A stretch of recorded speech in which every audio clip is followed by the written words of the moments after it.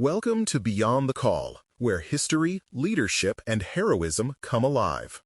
Today's story explores Pharmacist's mate, second class William David Halyburton, Jr. at Awacha Draw on Okinawa in 1945, a powerful account of courage and responsibility in combat. If you enjoy learning more about military history and extraordinary individuals, you can find more articles, podcasts, and resources at Trackpads.com. The island of Okinawa was already a place of exhaustion and attrition when Halyburton's Marine Company moved toward a ravine called Awacha Draw in May 1945. The southern half of the island was carved into ridges, gullies, and reverse slopes that hid interlocking Japanese positions. Every dozen yards of ground seemed to demand its own small battle. In one sector, the 2nd Battalion, 5th Marines of the 1st Marine Division faced a particular challenge, a deep cut in the terrain that had been turned into a killing ground. Beyond the Call is the Monday feature of Dispatch, U.S. military history magazine. For Halyburton, that ravine would become the place where his training, faith, and sense of duty all converged. On the morning of the attack, the company stepped off to cross the draw and seize the heights beyond. At first, the slope looked like many others they had seen on Okinawa, rough but passable, with scattered brush and rock. Then, the ridgeline ahead erupted as mortar shells crashed into the hillside and machine guns swept the open ground. Snipers added their own sharp reports, picking at any movement that broke cover. Within moments, the advance squad was pinned down, and men began to fall, some motionless, others calling for help from exposed positions. The draw turned into a trap.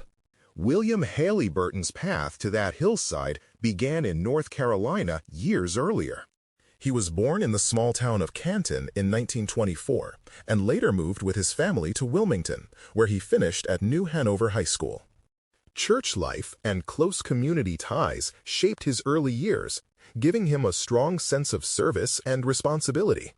He went on to attend Davidson College, a quiet liberal arts campus far from the Pacific, where study and campus routine offered a very different future from the one he eventually walked into.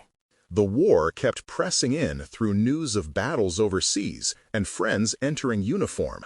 It narrowed his choices in a way every young person of that generation understood. In August 1943, Halyburton left college and entered the United States Naval Reserve. At the Naval Training Center in Bainbridge, Maryland, he endured the usual mix of drills, inspections, and basic seamanship that turned civilians into sailors. He was selected for training as a hospital corpsman, a role that demanded both academic focus and emotional steadiness.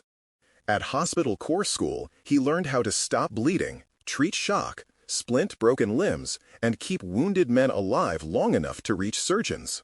Later field medical training with units supporting the Marine Corps taught him to do all of this under fire, moving with rifle companies and using terrain for cover. By late 1944, he had been promoted to Pharmacist's mate, second class, and assigned to a Marine rifle company in the Pacific. When the 1st Marine Division landed on Okinawa on April 1, 1945, Halyburton went ashore with the assault forces. The campaign quickly turned into one of the most brutal of the Pacific War, with Japanese defenders fighting from deeply prepared positions. Weeks into the advance, his company received orders to attack through Awacha Draw, a ravine that enemy forces had laced with weapons. On May 10th, the Marines began their ascent, spreading out to cross ground that still looked deceptively ordinary. Then, the hidden defenses came alive, and the lead squad was torn apart by mortar, machine gun, and sniper fire. The company's momentum stalled, and calls for a corpsman rose from the slope. From his position, Halyburton could see several wounded Marines lying in the open under intense fire. Some had managed to reach shallow depressions or scraps of cover, but one man lay farther up the hillside, completely exposed. Any attempt to move toward him drew more fire from the enemy positions. Halyburton understood the choice in front of him. He could stay under what little cover he had and hope the fire lifted, Or he could act immediately and try to reach the Marine whose life was slipping away with every passing second. He chose to move, and that choice defined everything that followed. He broke from cover and ran into the draw, carrying his medical bag and the skills he had worked so hard to master. The same storm of mortar fragments and bullets that had cut down the advance squad now reached for him. Marines watching from nearby saw him move at a run rather than a crawl, intent on closing the distance before the enemy adjusted their fire again. He reached the wounded Marine and dropped to the ground beside him, beginning first aid in the dirt and chaos of the hillside. A short moment of decision had turned into a sustained act of care under fire. As Halyburton worked, another burst of enemy fire struck and he was wounded. Many in his place would have tried to pull back towards shelter or call for others to help drag them to safety. Instead, he made a second, even more costly decision.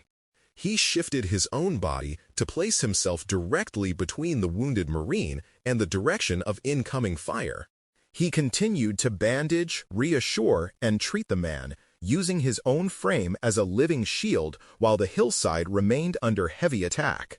He refused to leave the casualty unprotected. The official Medal of Honor citation later described conspicuous gallantry and intrepidity at the risk of his life above and beyond the call of duty in that ravine. In practical terms, that phrase means he knowingly exposed himself to nearly certain death when other options existed. The citation speaks of an open fire-swept field, a simple line that describes the absence of real cover, where every rise and hollow was already searched by enemy weapons. It notes that he unhesitatingly dashed across the draw and up the hill to reach the farthest casualty, underlining that he did not wait for orders or for the fire to slacken. This was immediate, voluntary action. Another key phrase in the citation records that, after being wounded, he instantly placed himself in the direct line of fire and staunchly continued his ministrations until he sustained mortal wounds. Those words describe him turning toward danger so that any additional rounds would have to pass through him before striking the Marine he treated. They describe persistence, not just a single brave dash. Intrepidity, in this context, is not the absence of fear. It is the steady refusal to abandon another human being even when the cost is almost certainly one's own life.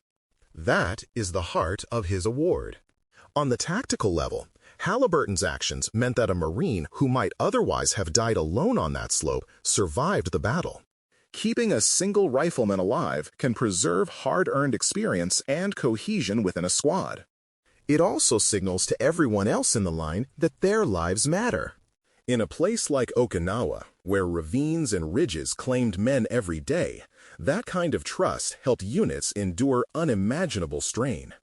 At the moral level, his decision told his comrades that devotion to duty included the wounded who could no longer move for themselves. That message endures long after the terrain is simply a name on a map. Halyburton's story also offers a clear picture of leadership that does not depend on rank. As a corpsman, he did not command anyone in the formal sense. His influence came from competence, courage, and a sense of responsibility for those around him. He saw the wounded Marine on the hillside as his charge and accepted the risk that came with that responsibility. Modern service members and civilians alike can see in his actions a model of what it looks like to hold fast to a standard of care for others when fear, exhaustion, and self-interest all push in the opposite direction. Quiet leadership can be the strongest kind. Because he was killed in action on May 10, 1945, Halyburton never experienced the return to civilian life that many of his peers hoped for. There was no post-war career, no family life unfolding over decades. Instead, his legacy took form in the honors and remembrances that followed. He received the Medal of Honor posthumously, placing his name among those whose actions met the nation's highest standard for valor. His remains were brought home and laid to rest with full honor, and his story returned to the communities that had shaped him in North Carolina. His sacrifice became part of their collective memory. In later years, the United States Navy named a guided missile frigate in his honor, carrying the name Halyburton across the world's oceans. Memorials in his hometown and at schools he attended keep his story present for new generations. Marines and sailors studying the Okinawa campaign still encounter his citation as a vivid example of what selfless service under fire can look like. For the rest of us, his life is a reminder that behind every name carved into stone, there was a person with a family, a hometown, and plans for a future that never arrived. Remembering him as a full human being, and not just as a medal citation, honors both his sacrifice and the Marine he saved.